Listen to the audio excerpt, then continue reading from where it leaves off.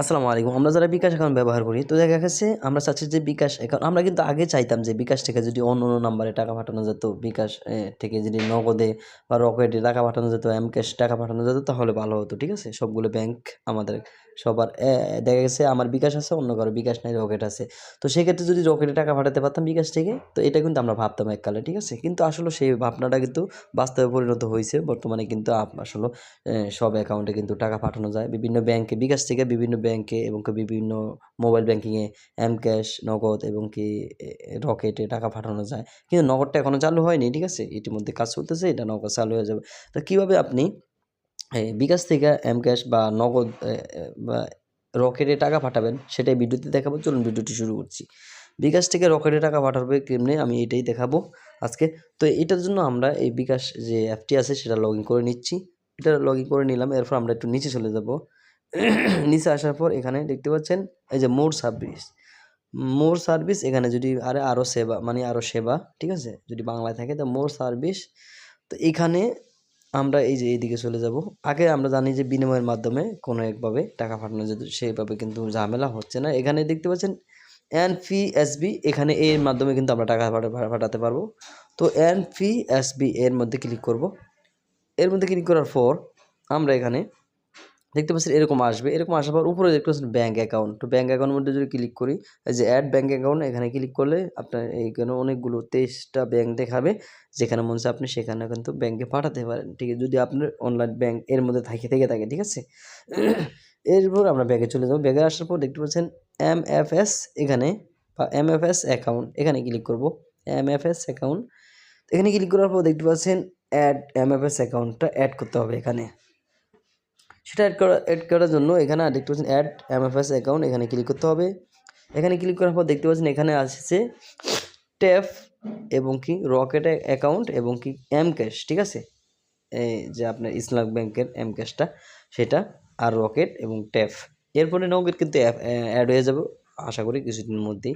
তো এখানে আমরা যেহেতু রকেটে টাকা পাঠাবো সেক্ষেত্রে রকেটটা আমি ক্লিক করলাম। এখানে ক্লিক করার পর প্রথম অবস্থা আপনাকে এখানে একটা ফেস ভেরিফাই করতে হবে, ঠিক আছে? তো এখানে ফেস ভেরিফাই স্টার্ট নাও, এখানে ক্লিক করে আমরা একটু ছবি তুলে নিব। তো আমি কীভাবে ছবি তুলে সেটা দেখাচ্ছি। এখানে দেখতে পাচ্ছেন আপনার মুভ ইউর হেড আপ এখানে দেখাচ্ছে, একটু আপনার মাথাটা এই যে দেখতে পাচ্ছেন। আমি এখানে চলে আসছি। এখানে কি বলতেছে সেটা কিন্তু ওই যে মুভ ইউর হেড আপ, মানে এখানে যা যা বলে সেটা করতে হবে আমাদেরকে। তো আমি কি করি আপনারা দেখতে থাকুন, ঠিক আছে?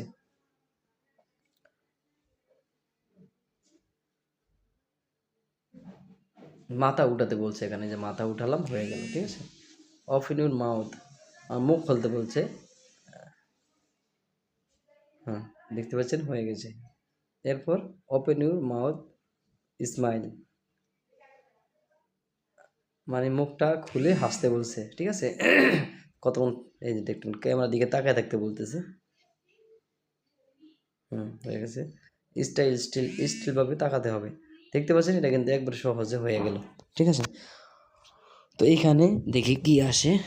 এখানে ফেস ভেরিফিকেশন চলছে, এখানে দেখুন প্রসেসিং চলছে, এখন কিন্তু এটা হয়ে যাবে আশা করি। ইউর ফেস ভেরিফিকেশন ইজ, এই যে successful, your face verification is successful, দেখতে পাচ্ছেন হয়ে গেছে। এখন আমরা দেখতে পাচ্ছেন কীভাবে ছবি তুললাম, ঠিক আছে? খুব ইজি। তো এখানে প্রসেসিট এখানে ক্লিক করব। এই প্রসেসিটে ক্লিক করার পর দেখতে পাচ্ছেন এখন কিন্তু আপনাদের দেখতে পাচ্ছেন ইন্টার এমএফএস অ্যাকাউন্ট নাম্বার, আপনার অ্যাকাউন্ট নাম্বার দিতে হবে আর এখানে নামটা দিতে হবে, ঠিক আছে? আপনার এই অ্যাকাউন্টে মানে যে নামে খোলা আছে সেই নামটা এবং এখানে মোবাইল নাম্বারটা।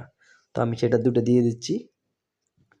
এখানে দেখতে পাচ্ছেন আমি মোবাইল নাম্বারটা এবং আপনার নামটা দিয়ে দিচ্ছি। আপনার নামটা যেভাবে থাকে হুবহু সেভাবেই দিবেন। আপনার অ্যাকাউন্ট কোন নামে খোলা সেভাবে দিবেন, ঠিক আছে? তো এই এমডি দিয়া এখানে ডট দিবেন না, ঠিক আছে? তাহলে নিবে না। এখানে দেখতে পাচ্ছেন আমি নাম এবং মোবাইল নাম্বারটা দিয়ে এখানে প্রসেস ইট, এখানে ক্লিক করব। প্রসেস ইটে ক্লিক করার পর এখানে আপনার বিকাশের যে পাসওয়ার্ডটি রয়েছে সেটা এখানে দিতে হবে। আমি সেটা এখানে দিয়ে দিচ্ছি। তো সেটা দেওয়ার পর আমরা এখানে দেখতে পাচ্ছেন কনফার্ম পিন, এখানে ক্লিক করব।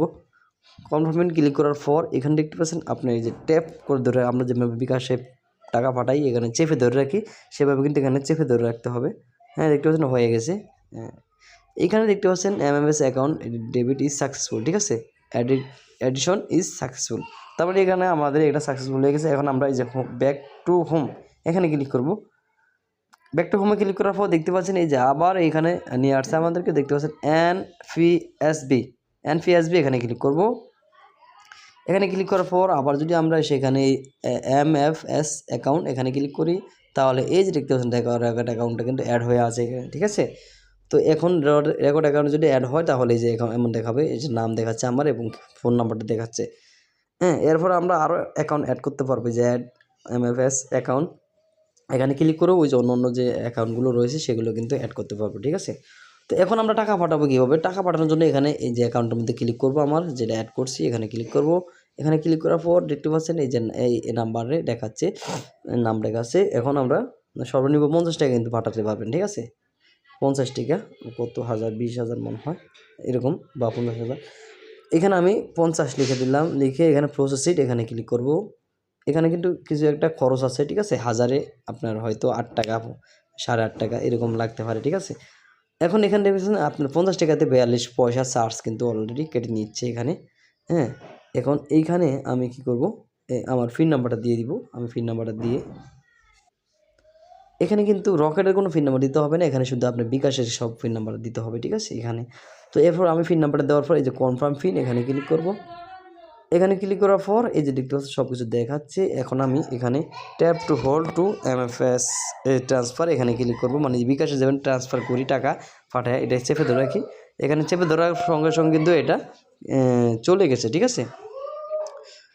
এই যে দেখতে পাচ্ছেন এটা কিন্তু চলে গেছে, এই যে আপনার মেসেজ চলে আসছে। আমি মেসেজের মধ্যে ক্লিক করলে লকটা করে নিচ্ছি। এই যে দেখতে পাচ্ছেন 50 টাকা রিসিভ ফ্রম বিকাশ থেকে 50 টাকা চলে আসছে আমার এনএফএস এর মাধ্যমে, ঠিক আছে। P0 দেখাচ্ছে, এই যে ট্রানজ্যাকশন আইডি দেখাচ্ছে।